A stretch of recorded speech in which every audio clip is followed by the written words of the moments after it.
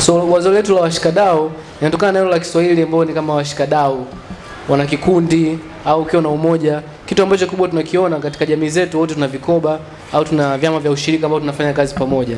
Lakini ni njia nyingine ya kusema tunawezaje tukawa na mbadala wa kupata hela ambayo imeongezeka katika kipato chako mtu binafsi, si ndio?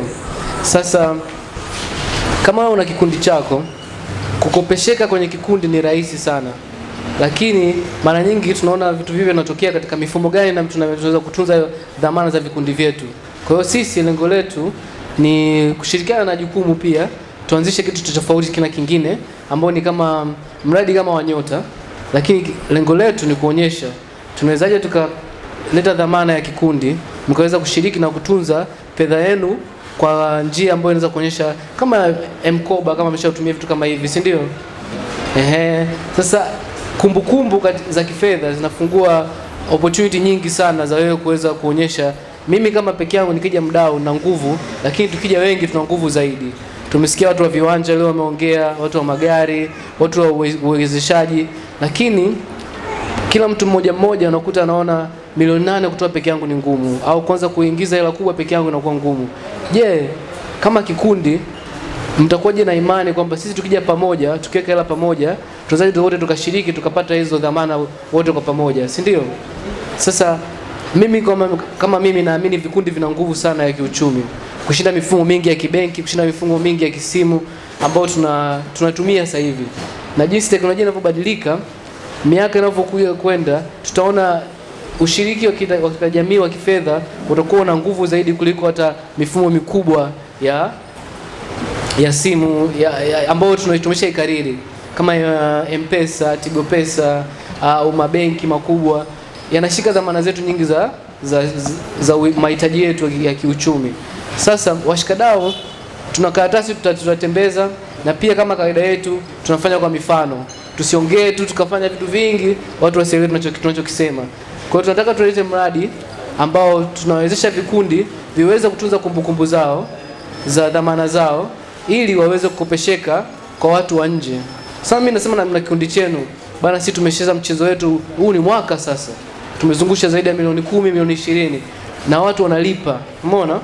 Kwa hiyo ile inanipa mimi kama mwezeshaji kwamba pale kuna jambo, au mnataka mfanye mradi, mnataka mfanye nini, dhamana yenu inakuwa ni kikundi chenu na kumbukumbu za kikundi chenu kikiwa kina perform vizuri, mnaweza mkakopesheka kwa watu wa pembeni ambao sasa ni sisi tunalipa mkopo, lakini tuseme tunataka tununue kiwanja kwa mfano, tumie mfano waliokuwa tumia watu waliokuepo leo, lakini jamaa alisema tunaweza mkanunua kama wawili au kama kikundi.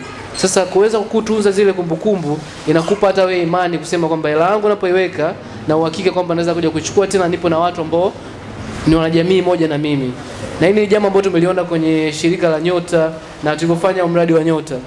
Ilionyesha kwamba imani ya jamii ikija pamoja kwenye masuala ya kiuchumi na nguvu zaidi ya kuleta mbadala mwingine wa kuweza kutunza dhamana yako ya kila siku ya kifedha. So naamini pia hata washikadau itakuwa na nafasi kubwa kuonyesha na kutupia jukumu kama tunawezaje tukawezesha jamii zote za Tanzania, ukiacha tu na Mburahati, wanawezaje kuwa na kipato cha mbadala pembeni yao. Mpaka hapo tupo pamoja. Najua tumekunywa soda, lakini naomba lengo letu kubwa ni kusema tunataka tuone kila Mtanzania ikifika mwisho wa siku una kipato kimeongezeka mfukoni mwako. Maki siwezi kuambia usave lakini una source ya income. Ndio hiyo tulichofanya, tusema katika mifumo ya kidijitali ukifungua simu yako, ukiachana na applications zile 4 tunazotumia, tunaweza tukatumia applications zingine kutuwezesha lengo kubwa liwepo kwamba katika mahitaji yangu asilimia hata 10-20 niweke pembeni kama msaada pembeni ambao utanisaidia nikipata janga, au nikiona na nguvu ya jamii ambao ninafanya nao pamoja naweza nikafungua deni langu au uwezo wangu wa kipato uweze kukua. Naamini kwa mifano vitu tunavyoongelea vitakuwa rahisi. Kuna mali nataka tufanye wa power bank kuwezesha kama masuala ya solar kama unajua.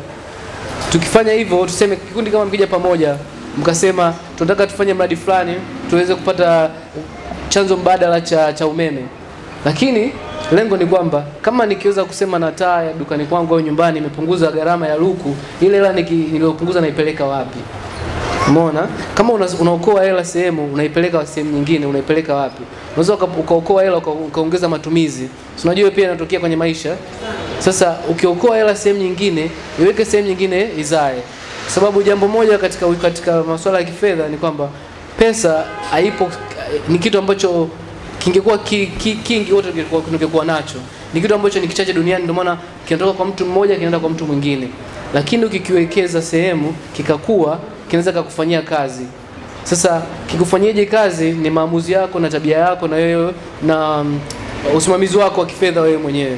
Sisi tunachotaka kujaribu kuwashirikisha na nyie ni kwamba tunataka tuwaletee mifumo ambayo ukijaribu kuweka hela yako pembeni na kutumia jamii yako ambayo inakuzunguka, hata ukiokoa 50,000 au 10,000 kwa mwezi, umepiga hatua moja au nyingine. Si ndio? Lakini sasa kama kikundi mkiwa mna malengo ambayo yana mchakato mkubwa, mnaweza mkafanya maendeleo zaidi kwa sababu mkainvest ile sehemu nyingine, au mkasema tunataka tufanye mradi tofauti, tukanunua kiwanja kwa mfano, au tukasema tumwezeshe mtu mmoja wetu aweze kufanya biashara kubwa, lakini faida itarudi tutapata wote, sababu wote tunawezeshana pamoja. Lakini ukiwezeshana pamoja ni kama mnavununua hisa, kama mnavowekeza, kama mnavyocheza mchezo. Hatufanyi kitu kipya, kwa sababu mimi naamini watu wakishakutana pamoja wana jambo lao, kuna nia ile waleta pale na jinsi wanavyofanya. Lengo la teknolojia sio kubadilisha, ni kuwezesha mifumo ambayo tayari unaijua iweze kukua zaidi. Sasa tukiweza kufanikiwa hilo na tukifanya pamoja, tutajifunza pamoja na pia wote tutakuza kipato chetu. Hiyo ndio lengo kula washikadau. Na napenda sana kuwashukuru jukumu kaka Alinagwe.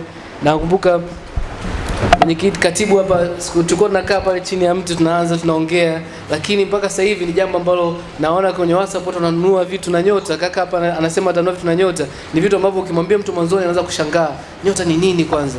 Lakini mimi naamini hata vitu vingine vingi vinavyofanya maishani, hatukujua kama tutakuja kuwa na simu zina touch. Vitu vingi hatukuvijua, lakini tukiwa mbele tukajaribu na tukathubutu, lengo kuu ni kusema kwa nini tunafanya, tunataka twende wapi na nia yetu ni nini. Tukiona vitu ambavyo tuwezesha, ni sisi wenyewe tushindwe kufika tunapotaka kwenda. So